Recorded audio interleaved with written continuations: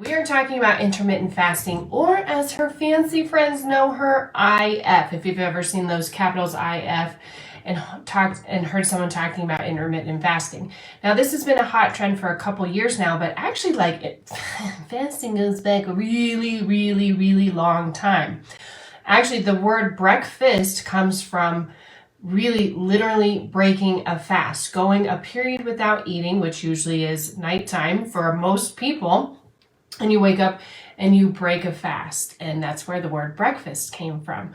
So the difference between really when you tell people I'm fasting, lots of times, I think more now because it's been around for a couple of years, it's very it's more well known on like what you're doing, because a couple of years ago people were like, are you starving yourself? Like, what is going on? You need to eat.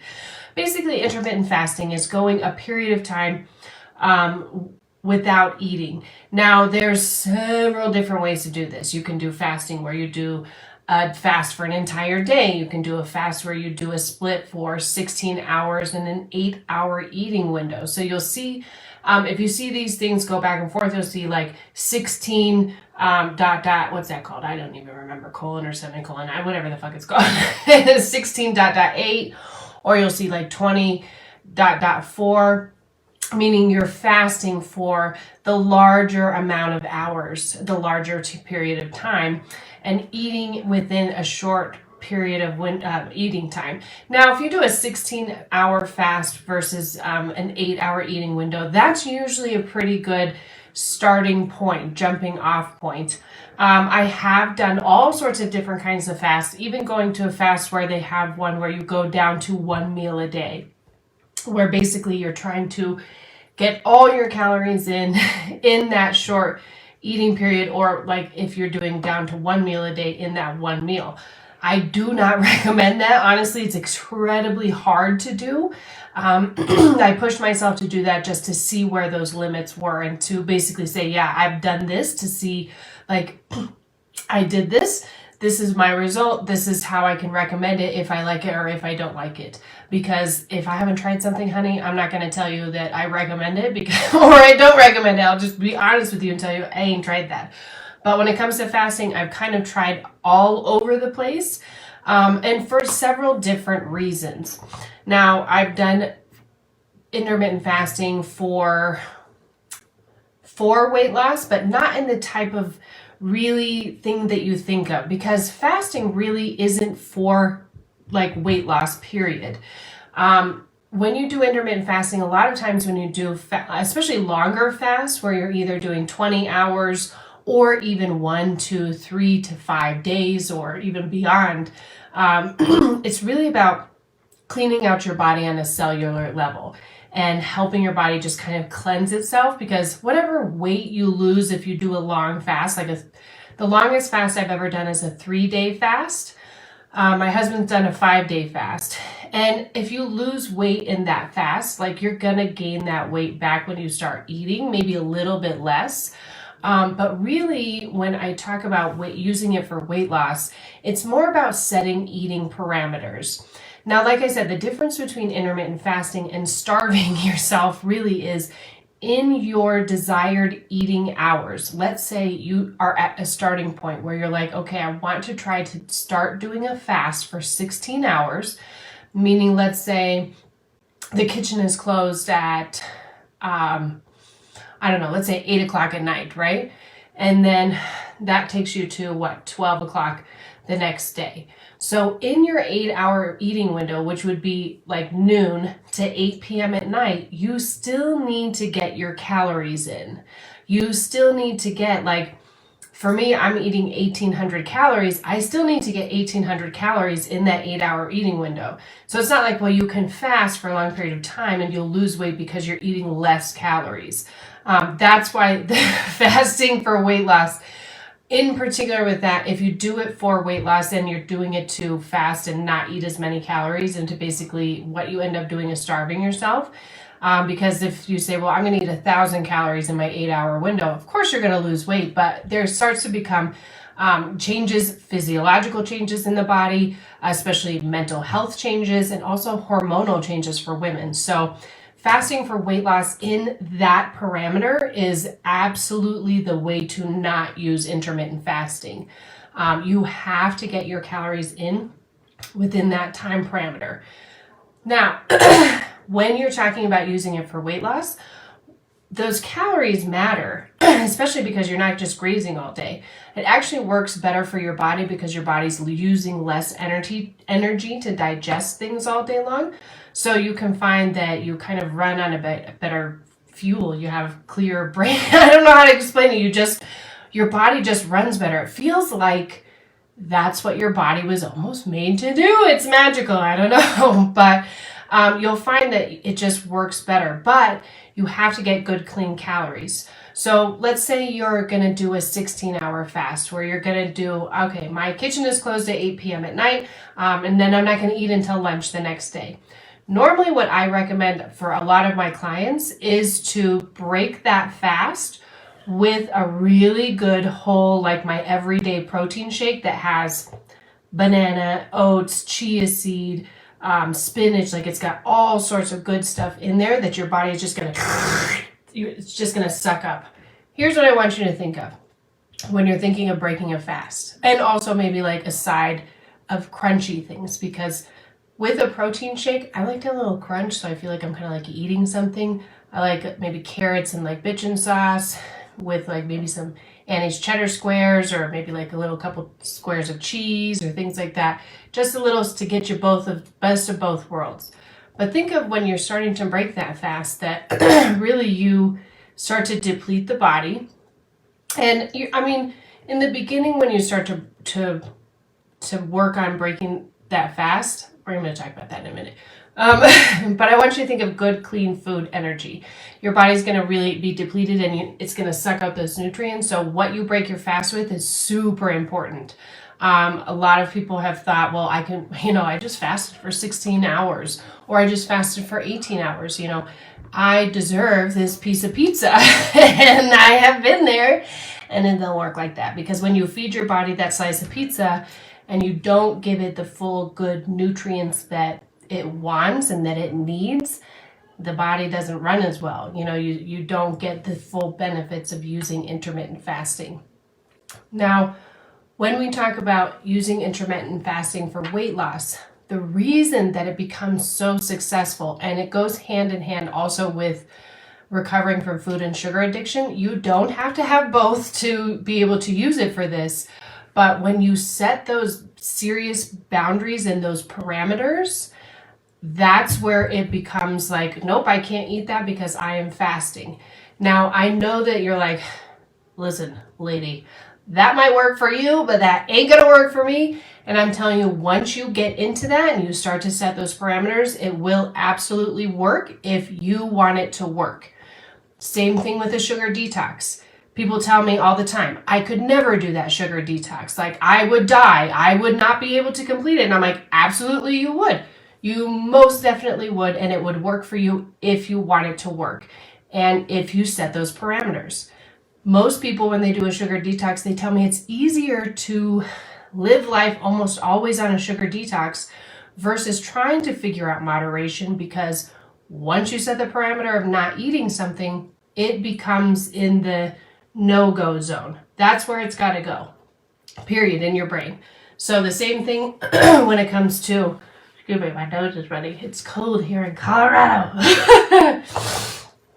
But once you set those eating parameters, then that is, kitchen is closed, period, end of story. Do things like leave the kitchen, put a sign on the refrigerator if you have to that says do not eat. Tell anybody, your accountability partner, your family, your children, whoever it is around, that you are not to go back into the kitchen. Go brush your teeth. Go do something else. Find something else to distract yourself, to keep yourself out of the kitchen. Once you get used to it, really it becomes, like I said, almost second nature. I will tell you that I was doing intermittent fasting before I knew I was doing intermittent fasting. And I truly think that this is one of the only reasons that I was not pre-diabetic around the time of my car accident and at my heaviest in upstate New York when my children were little, because I would not eat. I was fast, and then, again, once my afternoon and I started eating, it was a no holds bar, and it was just like whatever is going in, the half a brownie tray and all that shit like that was going right in. So intermittent fasting is super, super, super helpful. It stabilizes your blood sugar, really helps clear out your cells and things like that. So it has other benefits besides just using it for weight loss. However, I found that when you use it in those strict parameters and you set those guidelines for yourself, that's how you can use it, not only for weight loss, but also if you're recovering from food and sugar addiction. Now, again, I told you I'm going to be real with you, and this is not going to be easy peasy, and it is not going to be a first time set it and you're done, okay? It is going to have to be a repetitive thing that you continue to program yourself to do. And it just starts to become a habit to where now, when I wanted to move my eating window where I was eating breakfast again, my body almost was like, it forgot that breakfast, eating in the morning time was an actual thing. And I actually had to like reprogram my brain and my body to eat breakfast and then, to just switch up that routine a little bit. Now, when you want to start looking at intermittent fasting and using it, right? Excuse me, I just ate dinner, I'm like full, sorry. When you're looking at using intermittent fasting and you're looking at, okay, well, I want to start my eating window at XYZ. Instead of just hitting that hardline goal, start by really working backwards and taking where you normally eat your first meal now, and then moving that back maybe 30 minutes and seeing how that feels, seeing if you're like okay with that. If you start to feel really hungry, have a big glass of water and see what happens after that. Wait 5 minutes. Our bodies are incredibly smart. However, one of the dumbest things our body does is send a hunger signal when we're actually hungry, or when we're hungry, but when we're actually thirsty or we're dehydrated. So down a big glass of water, see how you feel. Wait 5 minutes. If you're still hungry, eat. And then try again the next day. See what you ate the night before. What did you eat? So I also, like I've always talked about here, I track my food on Chronometer, which I find incredibly helpful because if you're not having balanced meals that balance your protein, your carbs, and your fat, you're also going to find that you're hungry at an earlier period. Like if you don't get enough protein with your dinner in the morning, you're going to be super hungry and probably really hangry and really craving carbs, I bet. Normally that's what's going to happen when you don't have that much protein and you don't balance everything out. So very important to look at what you're tracking on your food before you start to do intermittent fasting. That way you can make sure when you're ending your fast, like at nighttime, before you close the kitchen, that you have all of the calories that you need for the day, that you're all balanced out and you're set up and you're ready for success for the next day. So it's easy to accomplish as long as you plan. Now, again, plan. I always recommend planning your food either the night before or the morning before you eat.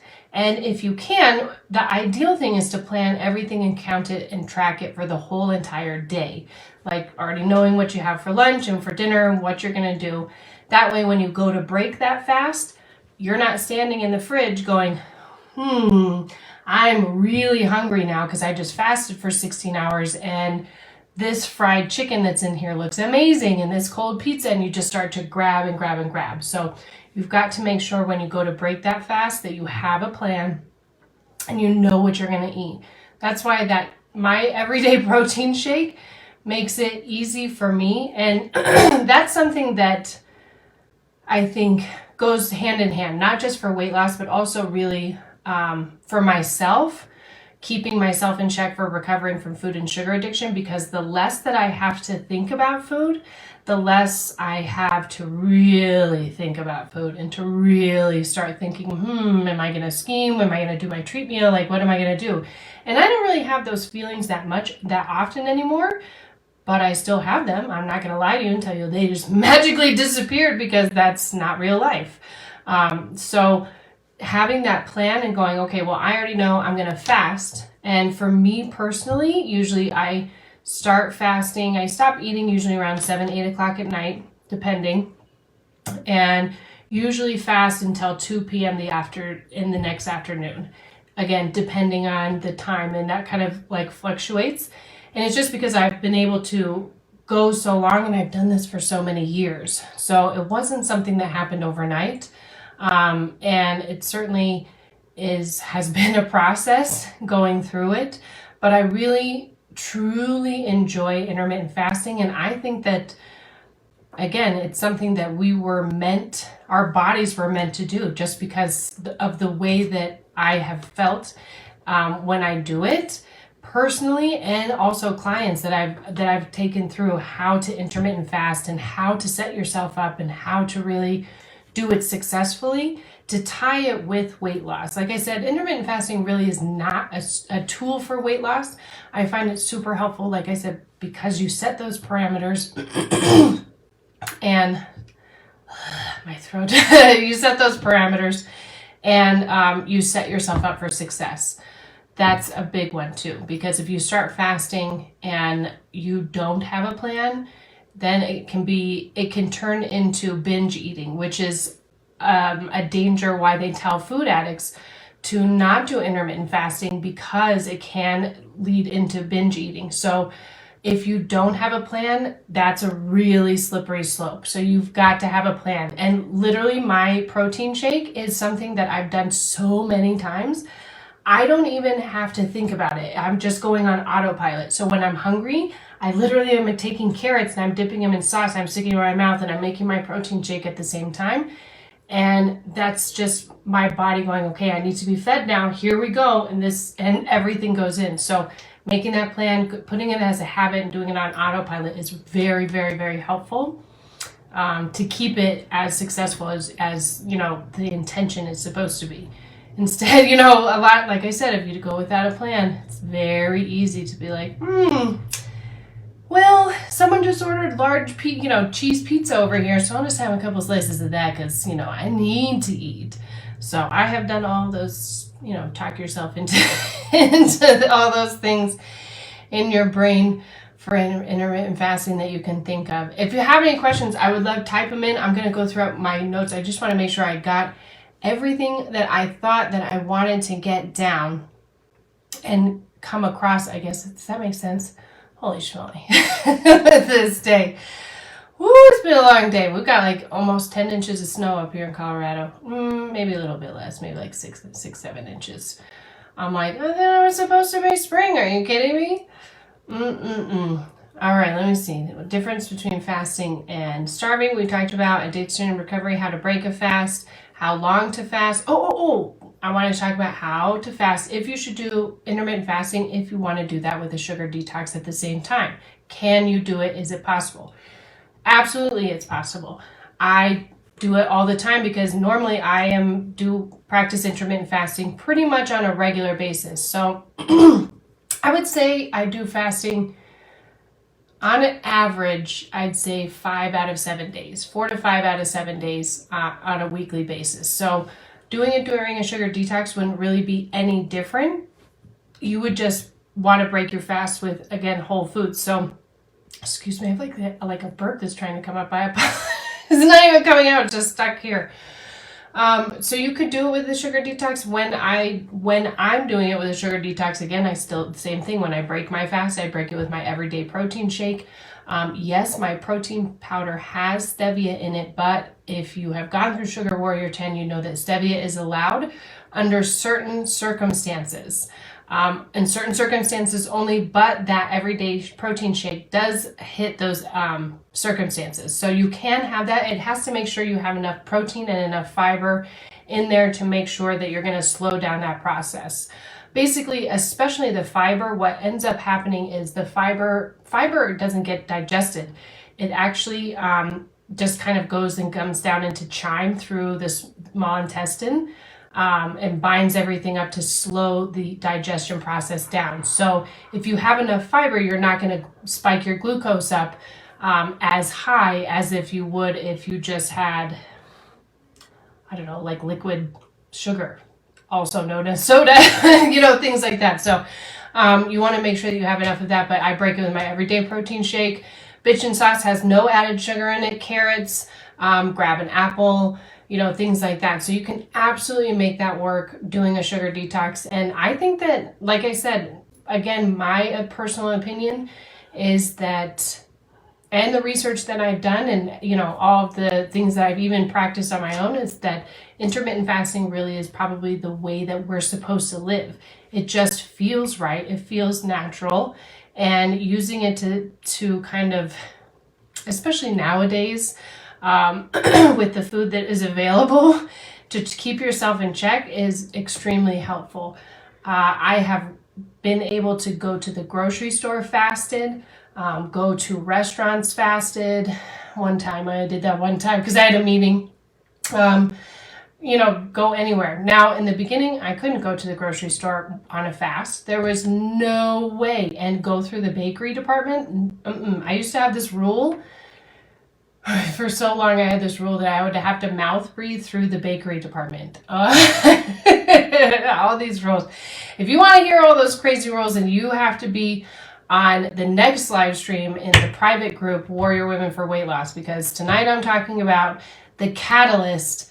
And I'm going to have to put that rule in there, the bakery rule. But yeah, I used to have a rule going through the bakery that I used to have to mouth breathe through there because I couldn't make it through. I could not make it through without buying like a donut, definitely like a chocolate donut. If they had like cronuts, it was over. I was all over that. So, but now like going to the grocery store fasted is not a big deal. When I started being able to go to the grocery store fasted, I was like, holy cow, this is crazy. I could go and I haven't even eaten anything and I'm okay. Some days I was like, I don't feel okay. I need to get out of here. But some days I was like, this is, I feel okay. This is crazy. I can go through here and, go through the bakery department or like Costco when they bake those fresh cookies. Have you ever been to Costco? They bake those fresh cookies and you're like, those smell amazing. But I've been able to do that. And it's just, again, it helps with those parameters. That's why it's so helpful for weight loss and also for recovering from food and sugar addiction. It's just helping set those parameters of when you can eat and when you can't eat. I'm hearing morning coffee can't wait until noon. So, good. I'm glad you brought that up because there are several different, I'm sorry I keep clearing my throat. My asthma and is bothering me and that's the only thing I could do right now. I'm sorry. If your morning coffee can't wait until noon, I gotcha. So there's a thing called a dirty fast, basically. So there's something called a water fast. There's something called a dry fast. We're going to talk about that and don't ever do it. Okay. Water fast is where you're just drinking water. Usually you will hear those people saying, I'm doing a 3-day water fast, meaning for 3 days they're only drinking water. Now let's say you're wanting to do a 16-hour fast. But like my lovely mother here, you don't want to wait for your morning coffee. Or I should post out that picture that my son drew of me of what I look like before I have my coffee. And I didn't think that I looked like that, but apparently it looks like my eyebrows are on fire. But if you can't wait, there's something called a dirty fast, which basically means if you make your coffee 45 calories or less, then it will not break your fast. So you hear a lot of people, they'll put like MCT oil in their coffee to try and, but they'll like really finagle it to try and not break their fast. The coffee creamer that I really love right now, Primal Coffee Creamer, would be borderline depending on what you have. Like I said, now I don't know about you, but when I make my cup of coffee, and let's say I make my whole cup of coffee and it's, 70 calories with the Primal Coffee Creamer. I'm not drinking the whole thing before I break my fast.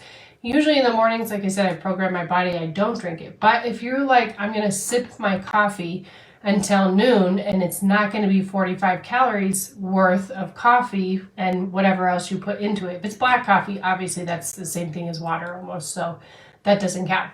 If it's tea, green tea, like those things don't count, obviously, because they won't break your fast. As long as it's 45 calories or less or under, then it will not break a fast, supposedly. Now, again, if you Google this, there's all sorts of different things. You can find the 45 calories, and that's the general consensus. But that's also only come out over the last couple years where people are like, oh, you need to make sure you stay within 45 calories or less, so don't break your fast. Generally, if you're going to do coffee, try and do it black. If you can't do it black, make it, like I said, as I don't know, I would say as light, but that doesn't make sense. But if you gather what I'm trying to get, you know what I mean? Try and make it as little as possible calorie-wise, and don't drink it all at once so that you aren't going to down the whole thing, I'm sure, and break your fast. And see if you can just, draw it out through till when you're ready to break your fast. And I think that that's totally fine. And I've done that before, and I haven't really seen a difference, honestly, in doing what they call a dirty fast versus just doing nothing and having what they consider a water fast, even for 16 hours. Now, like I said, there is something called a dry fast, which I don't really understand the benefits of this whole dry fast shenanigans. There's supposed to be like super amazing benefits like there are with a long water fast. Like I'm talking about a water fast that's like more than 2 days, right? And these dry fasts that are 2 days or longer, meaning you don't consume anything. And people do go as far as to not even take a shower or a bath or anything because they don't want their skin to absorb the water. I think this is the stupidest thing I've ever heard of. I cannot see the benefits of doing a dry fast to ever outweigh them. I shouldn't be that judgmental because I will tell you honestly, I've never tried a dry fast. I mean, is that really true? Because I never drank water before. So is that technically true? I can't really say I've intentionally ever tried out a dry fast. I won't do it to my body because I deprived my body of water for so long and just gave it Coca-Cola that I think my body would hate me for forever. So I do not recommend ever doing a dry fast. I do not recommend you doing a long fast without talking to a medical professional or your doctor or doing any type of fast. I will tell you that I'm a bad patient and I did fasting without talking to a medical professional. Because they don't get that much nutrition advice, or nutrition schooling, I should say. But I want you to do what's best for you. So make sure you're speaking with your medical health provider and let them know what's going on. If you want to try fasting, don't just jump into it without knowing. Having a coach also help you go through understanding how to do intermittent fasting for yourself because not everybody is the same, obviously. So maybe a 16-hour fast won't work for you, but a 15-hour fast will work for you. Or, these things, and it's just trial and error, finding what works for you and your body and, how to set those parameters for yourself. So I hope that was very informative for intermittent fasting. I feel like it was a lot of information, a lot of good information. Like I said, I love intermittent fasting. And I was trying to pull my eating window back a little bit on some days just because I was doing some research on the fact that, if you just do long fast back to back and you're not rejuvenating yourself in between then, or really making sure you're preparing for it, then you can do some damage and you can definitely fuck up your hormones, especially for women. So that's another thing. Like if you're going to try and attempt to do any long fasts, speaking with a medical health professional and especially with a coach who is very well versed in intermittent fasting, because if you're trying to do a long fast, you have to prepare for those before and after. So again, it's not just something you want to just jump into. Same thing, even if you're going to do a 16-hour fast, you want to make sure that what you're eating before your fast is good, substantial nutrition for your body, making sure you're getting your vitamins. Vitamins, very important, multivitamin. If you're not taking multivitamin, make sure you order your multivitamin and take it right now. Not right now. After the live stream, you can do it. Taking your multivitamin, and then when you break your fast, like I said, having that plan, making sure what you're feeding is going to be really good nutrition, not KFC and freaking mac and cheese. Getting that body the nutrition that it needs so that it can run efficiently. And I love fasting. It's one of those things that, like I said, feels completely natural, and I found it to be extremely helpful with food and sugar addiction recovery. I wish that the food addiction community would listen a little bit, but they are anti-fasting. So that's why I'm just the problem child over here, man. I just go against all the rules, but that's what rules were made. They were made to be broken. So that's all she wrote on intermittent fasting. Not really. There's a whole bunch of other information, but that's kind of just the tip of the iceberg to get you started on intermittent fasting. If you have any other questions that I didn't answer, or you're like, I don't know about, this or that or the other, put it in the comments. I just thought of a question that someone might ask. If you are going to eat something and it's 45 calories or less, like, would that count as breaking your fast? And I 100% do not know the answer to that question. I'm going to look it up after we get off here, but I would assume yes. I would assume, especially like the chewing, and really what you end up doing is I can't talk anymore. Your tongue and your salivatory glands start to release enzymes that start to digest things. So I would assume that once you start that digestion process, that would start to break a fast. But 100% unsure on that, but I'm going to look it up, and I will actually put the answer to that question in the comments when I look it up, because I want to know now. I'm a curious man. I'm a curious cat. I just have to know. I'm a questioner. So I hope that you enjoyed your evening and all of the information that I give you about intermittent fasting. Like I said, if you want to know the down and dirty, I've got up next tonight at 8 p.m. What are we talking about? 30 minutes doing Confessions of a Food and Sugar Addict over in the private group. I'm going to put the link here in the comments. Tonight we are talking about the catalyst of how it all started, how and why I ended up getting healthy, recovering from food and sugar addiction, and losing over 100 pounds and keeping it off. Holy schmoly. I'm going to have to hit my inhaler before we even start, so I'm not like clearing my throat the whole time. I'm going to go do that.